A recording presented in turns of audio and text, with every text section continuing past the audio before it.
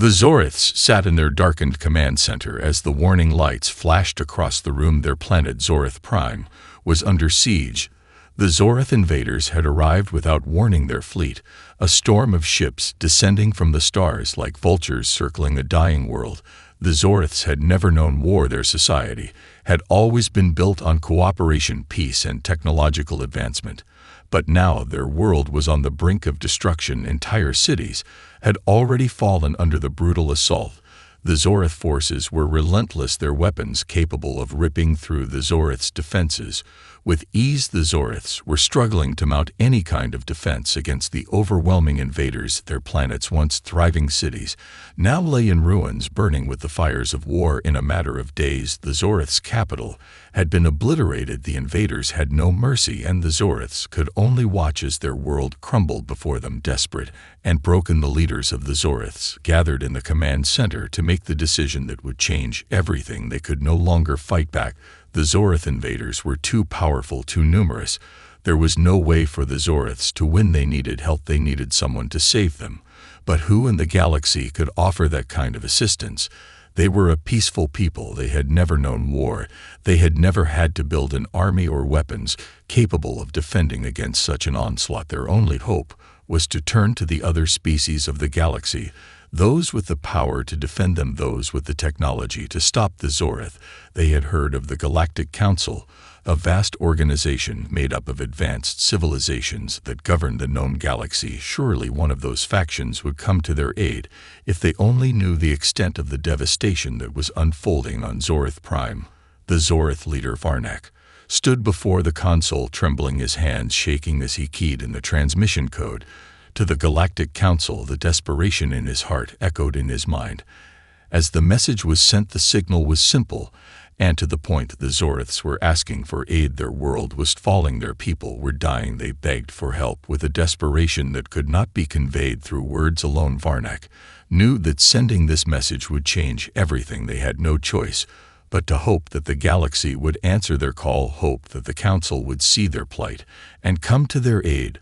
But deep down, Varnak feared that they were too late, that the galaxy would turn its back on them, just as it had in so many other instances before. Even as the transmission left Zorith Prime and shot off into the vastness of space, Varnak couldn't shake the feeling that they were doomed. The Zoriths were a peaceful people. Their message had been one of diplomacy. But as the words left their lips, they knew the galaxy could be indifferent, or worse, it could be blind to their suffering. The Zoriths sat in silence, waiting, watching for any sign that help was on the way, but none came. The Galactic Council convened in the sprawling halls of their central station, a massive structure floating in the heart of the galaxy. Representatives from countless species filed into the grand chamber, their faces a mixture of indifference and curiosity as the distress signal from Zorith Prime flickered across the screens before them. The message was clear and urgent. The Zoriths were pleading for help. Their world was being ravaged by the Zorith invaders, and their once peaceful civilization was crumbling under the weight of relentless destruction. The council members shifted in their seats. Some exchanged brief glances, while others remained stoic, unmoved by the gravity of the situation. Varnak's words still echoed in their ears, but the response from the council was far from compassionate. Most of the representatives believed that the Zoriths had failed to adequately prepare for such an assault, and that their vulnerability was a natural consequence of their peaceful ways. They had never been known for their military prowess, and many of the more powerful factions saw their plight as a product of their own weakness. These were the thoughts of the majority, who were already making their positions clear. Their species had worked hard to create peace and stability in the galaxy, and they would not risk everything for a race that had not invested in the strength needed to defend itself from predators in the universe. One by one, the representatives voiced their opinions. The Xenthos leaders, a race of highly intellectual beings, were the first to speak, their tone cold and rational. They reminded the council that Zorith Prime was located on the fringes of the galaxy, a place where conflict had been virtually unknown and resources were scarce. The Zoriths were outmatched, and the best course of action was to send humanitarian aid, only enough to offer shelter for the survivors, but no military intervention. The Vroxians, a militant race known for their harsh tactics, were more direct. They scoffed at the Zorith's plea, claiming that their refusal to defend their own world was a weakness, and that it was better for them to fall and serve as a reminder to other species that weakness would not be tolerated. The message was clear: those in power would not be risking their forces to help a species they saw as expendable. Even the Relnari, a peaceful but technologically advanced species whose own world had been threatened by invaders, at one point spoke out against intervention. Their argument was that sending a military force could escalate the conflict and draw the Zorith invaders' attention to other planets that might be more valuable to the Council in the long term. It was a game of cold calculations, and the Zoriths were not worth the risk. These cold calculations filled the chamber, leaving no room for dissent. The only ones to raise objections were a few representatives of minor races who pleaded for a more compassionate approach, but their voices were drowned out by the majority. The vote was called, and the outcome was inevitable. The Council decided to send a token force, a small contingent of peacekeepers who would arrive to offer aid in a limited capacity, but military intervention was off the table for the majority of the members. Their final decision was clear: the Zoriths would have to fend for themselves in this war. They had no one to rely on but their own strength. Far beyond the borders of the Galactic Council's reach, in the untamed stretches of the galaxy, the distress signal from Zorith Prime did not go unnoticed. In the dark corners of the cosmos where no laws or treaties could bind them, there were beings whose eyes were never on the peaceful world of Zoriths. They were the Deathworlders, a race of hardened survivors from planets so brutal that even the most sophisticated life forms from the Council's fleets would have been torn apart by the harshness of their environments. These were the people who thrived where others perished, where a single misstep could lead to death by predator, extreme weather, or natural disaster. They had known nothing but violence and struggle since their first breath. Among them, the most notorious faction was led by Captain Sarlacc, a battle-hardened warlord who had risen through the ranks by slaying his rivals in the harshest combat trials imaginable. The Deathworlders were not interested in peaceful diplomacy, nor in maintaining the status quo of galactic order. They only understood the law of strength. The strong survived. The weak were crushed. They had no care for the moral dilemmas of those who dwelled in safety, hidden behind walls of technology and treaties. They lived for conquest, for the proving of their might. As the signal from Zorith Prime drifted through the stars and reached their hidden stronghold, it was received not as a cry for help, but as an invitation. The message was received by one of the deadliest of Sarlacc's lieutenants, Varkor, a ruthless tactician whose sharp mind matched his cold heart. He did not see the Zoriths as helpless victims, but as prey. The plea for help was nothing more than a challenge, a declaration of weakness, and it stirred something primal within the Deathworlders. The Zoriths had failed to protect themselves. They had opened the door for their conquerors, and the Deathworlders would make them pay for it. Varkor, knowing that Sarlacc would be the first to see the opportunity for glory, sent the transmission to his commander without hesitation. The response from Sarlacc was immediate and brutal. "Prepare the fleet. We make our way to Zorith Prime." No further discussion was needed. The Deathworlders were not going to help. They were going to end the Zoriths, to destroy their world, to teach the galaxy what it meant to show weakness. Sarlacc's fleet consisted of ships that were designed to endure and conquer the most unforgiving environments in the galaxy. Their hulls were reinforced with metals mined from planets where gravity crushed entire structures under its pressure, and their weapons were capable of laying waste to entire continents in a single strike. Each ship in their armada was a fortress, designed to survive in extreme environments, be it superheated atmospheres, violent storms, or radioactive landscapes. These vessels were not sleek, not designed for diplomacy, but for one singular purpose: destruction. As the fleet prepared for their departure, the Deathworlders were readying their soldiers, warriors whose bodies had adapted to survive wounds that would have killed any other species. Their minds were sharpened by endless conflict, and their spirits, forged in the fire of countless battles, thirsted for blood. Captain Sarlacc, ever the strategist, did not simply lead. They reveled in the chaos, the carnage, the absolute certainty that when his fleet arrived at Zorth Prime, it would be nothing but a slaughter. The Zorths had asked for help, but they had unknowingly awakened something far more terrifying than they could have ever imagined. The Deathworlders did not care about pity, about diplomacy, or about mercy. They only cared about the test of strength and the thrill of annihilation.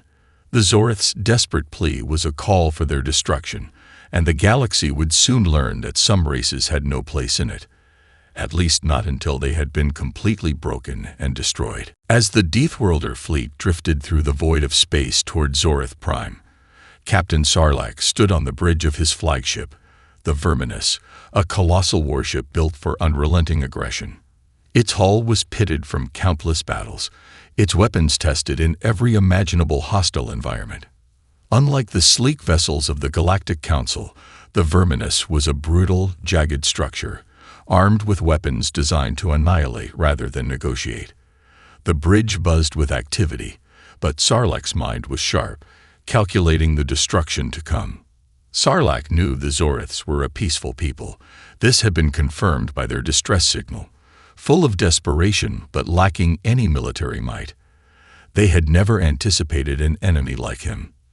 The Zorth invaders had been cruel, but they were nothing compared to the wrath the Deathworlders would unleash.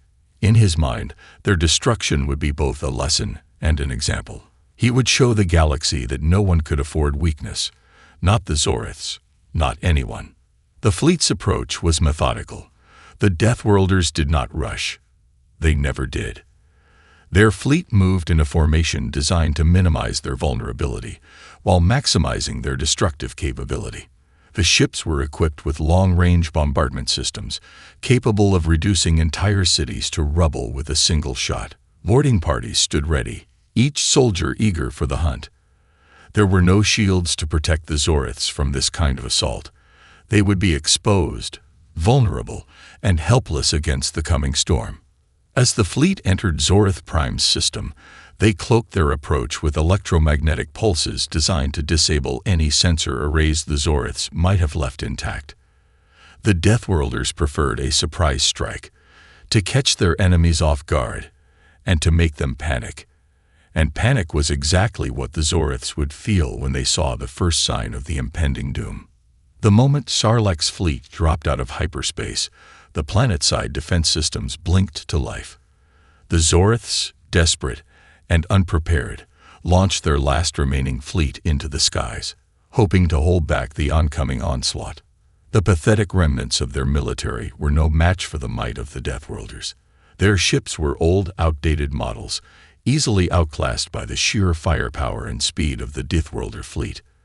The first skirmish was over in seconds, with Zorth ships disintegrating in plumes of fire and debris. Sarlacc watched the destruction unfold on the tactical display. The Zorth's defensive response was feeble, a futile attempt to delay the inevitable. He smiled, leaning forward in his chair as the first of the Deathworlder warships targeted the planet itself. The countdown began. The bombardment began with a series of devastating blasts. The Verminous launched its first volley, and the planet's surface shook with the force of the impact. Zorth Prime's atmosphere burned as the bombs fell, leaving smoldering craters where once proud cities had stood. The Zorth's advanced tech offered no real defense against the Deathworlder assault. No shield, no barrier, nothing. Their desperate cities, built for peace and prosperity, crumbled beneath the onslaught of pure destruction. The survivors fled underground, but there was no escape from what was coming. Sarlacc's voice was calm, his tone like ice as he gave the orders for the second phase of the operation. "Deploy the boarding parties," he commanded. "Bring them to their knees." The Deathworlder soldiers dropped from the skies, their armored boots thundering as they landed in the heart of the crumbling cities. Each warrior was a terror unto themselves, bred and trained for survival in the harshest of conditions. They were merciless, killing without hesitation, crushing resistance with swift, brutal efficiency. Zorth civilians, once thriving in their peaceful cities, now scattered in fear, but they were no match for the ruthless soldiers who hunted them down like prey. Across the planet, there was chaos. The Zoriths had no way to fight back, not against this kind of force. As the destruction spread, Sarlacc's mind was already on the next step. There would be no quarter given, no mercy for those who had shown weakness. They had asked for aid, but what they had received was the fury of the Deathworlders. The destruction of Zorith Prime escalated with terrifying speed. As the Deathworlder forces descended upon the planet, a horrifying spectacle unfolded. The once vibrant cities, home to peaceful and industrious people, were quickly reduced to ruin. Sarlacc's fleet continued to pound the surface, each strike a calculated act of obliteration. The atmosphere crackled with the heat of the bombardment, and the skies above Zorith Prime darkened with the smoke of burning structures. It was the end of an era for the Zoriths, their civilization crumbling beneath the unyielding might of a force they had never imagined. The Deathworlders, efficient and brutal, did not waste time. Ground forces landed in swarms, their war machines and infantry pouring into the remains of the cities. Each drop was followed by the immediate disembarkation of soldiers who were bred for violence, hardened in the harshest environments imaginable. They wore combat suits that adapted to extreme conditions, climate, terrain, radiation, or biological hazards, all to ensure that they could survive the most dangerous environments while they hunted their prey. The Zoriths, ill-prepared for this kind of warfare, were scrambling. Their defense systems had been disabled in the opening barrage, and their few remaining military forces were woefully outmatched. What little resistance the Zoriths offered was swiftly crushed by the Deathworlder assault. The few survivors of the initial wave took to hiding, retreating into the subterranean bunkers they had once believed would protect them. But it was futile. Sarlacc had anticipated this. He had studied their defenses and knew their weaknesses. There was nowhere for them to hide that the Deathworlders could not find. In the crumbled city of Telran, once the capital of Zorith Prime, a small group of Zorith civilians huddled together in fear. They were leaders, scientists, and families, all desperate for some sign of hope. But none came. The devastation was overwhelming, and the sound of distant explosions echoed through the underground shelters, sending tremors through the walls. The last remnants of the Zorith military had gathered there, hoping to regroup and perhaps mount a counterattack, but even they were terrified. They had no way to know where the Deathworlders would strike next, and they certainly had no means of defending against them. Their weapons were outdated, their technology primitive compared to the overwhelming force that had just arrived. Above, in the skies of Zorith Prime, the remnants of the Zorith fleet attempted a final futile stand. They launched everything they had left, old warships, hastily rearmed and patched together. But it was hopeless. The Deathworlders' warships rained fire down from above, obliterating the Zorith fleet in seconds. The remaining ships, caught in a trap they had no chance of escaping, were torn apart one by one. In a matter of hours, the Zoriths had lost everything. Their cities, their military, their leadership, all were gone, erased by the unstoppable power of the Deathworlders. Captain Sarlacc stood on the command deck of the Verminous, watching the chaos unfold on the planet below. His expression remained cold and emotionless. To him, this was nothing more than a necessary action, an execution of cosmic law. The weak had called for help, and the strong had responded, as was their right. The Zoriths had failed to defend themselves. Now, their world would burn. "Continue the sweep," Sarlacc ordered, his voice a low growl. "Leave nothing behind. Let them remember what happens when they show weakness." The Deathworlder forces pressed deeper into the ruins, systematically hunting down the remaining Zoriths with surgical precision. There was no mercy, no hesitation. Entire districts were cleared in minutes, and the survivors were rounded up like cattle, only to be executed or taken as prisoners, their fates sealed by their inability to protect themselves. On the surface, the last cries of the Zoriths echoed through the streets, a haunting reminder of the price of vulnerability. The peaceful race that had once flourished in harmony was now all but gone, erased from existence by a force they had never known, never feared. And yet, the Deathworlders did not stop.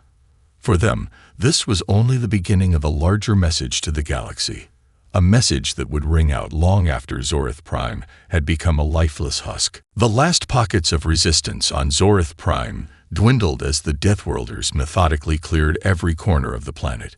There was no longer any attempt at retreat.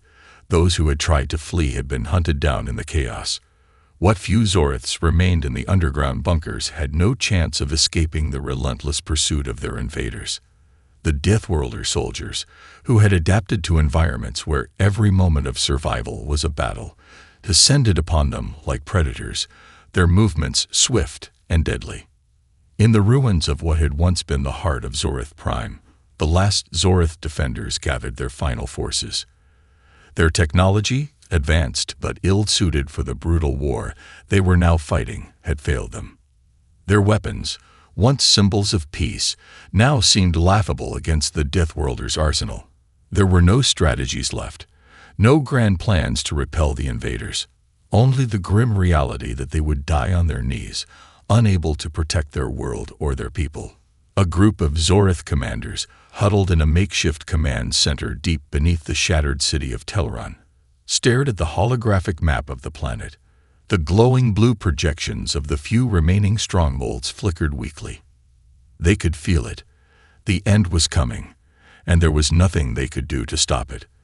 Their people had begged for aid, and the response had been nothing like what they had expected. They had called out for help from the galaxy's great powers, but instead, the Deathworlders had answered with a vengeance.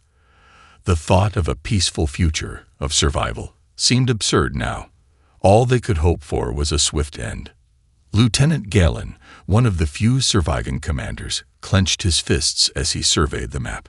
His face was grim, his heart heavy with the weight of failure. "We can't hold them off much longer," he muttered, his voice strained. "There's nowhere left to go." His second-in-command, Sergeant Lara, looked up from the table, her face pale but resolute. "We have no choice. We'll fight until the last breath," she said. Her words were defiant, but deep down, even she knew it was a futile gesture. The Zoriths had no real military, no way to fight the kind of force the Deathworlders had unleashed upon them. The underground bunkers, once a symbol of hope and safety, were now tombs for the last remnants of their civilization. Above ground, the Deathworlder soldiers swept through the remaining Zorith forces like a scourge. The Zoriths tried to fight back, but their weapons were no match for the Deathworlders' superior technology and tactics. The battle was brutal. Every street, every building was an obstacle, and the Deathworlder soldiers crushed it underfoot. Zorith soldiers, ill-trained for combat on this scale, fell by the dozens. Their energy weapons flickered out in the face of the overwhelming force bearing down on them. Sarlacc's forces hunted the survivors with ruthless efficiency.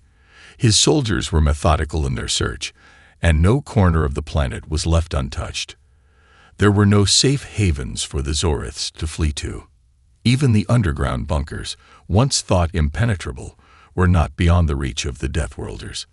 Massive drilling machines cut through the earth like knives, carving paths directly to the hiding places of the last few Zoriths. Every attempt at escape, every last gasp for survival, was met with merciless reprisal. Sarlacc himself was not far from the final push. From the command deck of the Verminous, he watched the final stages of the planet's annihilation. His expression was cold, almost detached. He had already calculated the full extent of the Zorith's destruction. They would be gone, wiped from the galaxy, and in their place, a new message would echo through the stars. The Deathworlders were not to be trifled with. The last of the Zoriths who resisted were now little more than scattered groups of survivors. Each confrontation was brief and deadly, with no chance of escape. The few Zoriths left were broken, their spirits crushed beneath the weight of their failure. The peaceful civilization they had built was gone, erased by a force far stronger than they had ever expected. Captain Sarlacc's voice was steady as he gave the order to finish the sweep. "No survivors," he commanded. "Leave nothing but ashes." The Deathworlders' final push was swift and final. The last of the Zoriths were hunted down, their lives snuffed out with terrifying efficiency. Zorth Prime was now a desolate, lifeless planet, a shattered testament to the folly of weakness in a galaxy ruled by the strong. The once thriving world of Zorth Prime had been transformed into a charred wasteland. Smoke still curled up from the broken ruins of what had once been the planet's largest cities, now reduced to rubble by the unrelenting barrage of Deathworlder fire. The once beautiful landscapes, teeming with life and nature, were now scorched and barren. The Zorth's grand civilization, built on cooperation and peaceful progress, had been eradicated. Their final hopes, dashed in the wake of the Deathworlder onslaught, had come to nothing. Captain Sarlacc stood on the bridge of the Verminous, the massive warship now hovering over the shattered planet. He looked down at the devastation with a detached calmness, almost as if he were observing the inevitable conclusion to a story that had already been written. Zorth Prime was dead, and with it, the Zorth people, gone from the galaxy, erased from existence in a single, merciless stroke. The Deathworlders had delivered their message, and the galaxy would soon understand the cost of weakness. Sarlacc's voice broke the silence of the bridge. "Transmit the final report to the Galactic Council," he ordered, his tone cold and unwavering. "Let them know what happens when they ignore the strong." His officers moved quickly to carry out the command, sending a broadcast out across the galaxy. It would be heard by every species, every government, every power that had turned its back on Zorth Prime. Sarlacc's message was simple, but it carried with it the full weight of his people's ruthless power. They were not interested in diplomacy, in treaties, or in the politics of the so-called civilized galaxy. They were here to show the universe that strength was the only law that mattered. The broadcast flashed across the vast reaches of space, piercing the barriers of communication and reaching even the most remote corners of the galaxy. The message, however, was not just to the Council, it was to the entire galaxy. It was a warning. The Zorths were weak. Sarlacc's voice echoed through the transmission, cold and unwavering. Their world has been eradicated because they could not defend themselves. The Deathworlders have come, and we have claimed what is ours. This is a reminder to the galaxy. Weakness has no place here. We answer only to the strong. Remember this. As the broadcast ended, the crew of the Verminous looked on in silence. They had carried out their orders to perfection, and now, the galaxy would know the consequences of ignoring the existence of the Deathworlders. No one could ignore them anymore. They were not an isolated faction hidden in the fringes of the galaxy. They were a force that would no longer be overlooked. On Zorth Prime, the last remnants of the Zorths had been wiped out. The few survivors, who had taken refuge in the underground bunkers, were hunted down and executed. There would be no one left to carry the memory of their once thriving civilization. The planet, stripped of its people and resources, was now just a husk, a graveyard for those who had been too weak to defend themselves. The news of Zorth Prime's fall rippled through the galaxy, reaching every corner of the known universe. The Galactic Council, which had decided to send only a token force to aid the Zorths, now found itself faced with the full extent of its miscalculation. The peaceful species they had once protected now lay in ruin, their planet a dead world, their cries for help unanswered. The council members had no choice but to face the consequences of their apathy. And yet, even as the galaxy trembled at the weight of the Deathworlder's message, there was a deeper question now hanging in the air. What would be the fate of those species that had once been complacent, who had disregarded the survival of the Zorths and turned a blind eye to their plight? Sarlacc's words would not be forgotten, and the galaxy would never be the same. The Deathworlders had made their mark, and there would be no turning back. In the wake of Zorth Prime's annihilation, the galaxy trembled. The Deathworlders had delivered a brutal, uncompromising message, and it reverberated throughout every corner of the known universe. Across the vast reaches of space, the once confident powers of the Galactic Council found themselves questioning their decisions, their alliances, and their very understanding of what it meant to survive in a galaxy where strength was the only true currency. The Council's response was swift but divided. Some members, particularly the more militaristic factions, were emboldened by the Deathworlder's show of force, seeing it as confirmation of their belief that only the strong had a place in the galaxy. Others, particularly the more peaceful and diplomatic factions, were horrified.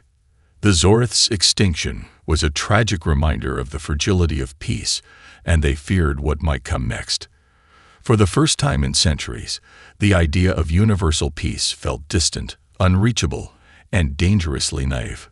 Behind closed doors, the council debated fiercely. There were calls for action, for a coalition to stand against the Deathworlders and their ruthless tactics. Some suggested an alliance of the strongest fleets in the galaxy, a combined force to counter the growing threat. But others cautioned against provoking the Deathworlders further. The Deathworlders had crushed an entire civilization in mere days, and their brutal efficiency had left no room for mercy. If war broke out, it would be catastrophic, and no one knew how far the Deathworlders would go or if they could be stopped at all. Meanwhile, in the farthest reaches of space, Captain Sarlacc and his fleet remained unchallenged. Zorith Prime was now nothing more than a dead world orbiting its star, a grim testament to the cost of weakness. Yet, even as the galaxy recoiled in fear, Sarlacc's thoughts were already turning to the next phase of his mission. For him, the conquest of Zorith Prime was just the beginning. The message had been sent, but there were more targets on the horizon, more civilizations that would need to be reminded of the same hard truth. The Deathworlders would no longer be ignored. Sarlacc had learned long ago that the only way to secure his people's place in the galaxy was to show that their strength could not be rivaled, that their will could not be broken. The other factions of the galaxy had made their choice when they turned away from the Zoriths. Now, it was time to turn their indifference into fear. And once the galaxy understood what the Deathworlders were capable of, they would know better than to hesitate in the future. But even as he plotted his next move, something unexpected began to stir in the galaxy. From the far-flung systems of the Outer Rim, whispers began to surface, whispers of other races, hidden and often forgotten, that had long lived in the shadow of the Deathworlders. These were people who had seen the brutality of the galaxy's wilderness firsthand, who had survived on planets where only the strongest could endure. These beings knew what the Deathworlders represented, and they were beginning to rally, not to fight the Deathworlders directly, but to prepare for what was coming. In the distant systems where old alliances were forged in the fires of survival, messages were sent, encrypted and coded, calling for unity, for resistance. These factions were small, scattered, and fragmented, but they were growing. They knew that they could not match the Deathworlders in sheer strength, but they believed they could stand against them. They had their own ways of fighting, and they would not be cowed by the Deathworlders' might. Captain Sarlacc was unaware of the growing movement against him, a resistance born from the remnants of the galaxy's forgotten civilizations. But one thing was certain: he had made an enemy of the galaxy's most unlikely defenders, and the stage was being set for a war that would engulf the stars. The galaxy was shifting, and the balance of power was no longer a guarantee. The Deathworlders had awakened a sleeping giant, a force that, while weak in numbers, was united in purpose, and the coming conflict would shape the fate of the galaxy for centuries to come. The question now was not whether the Deathworlders would win. It was who would rise to challenge them, and whether the rest of the galaxy would be able to survive the storm that was brewing.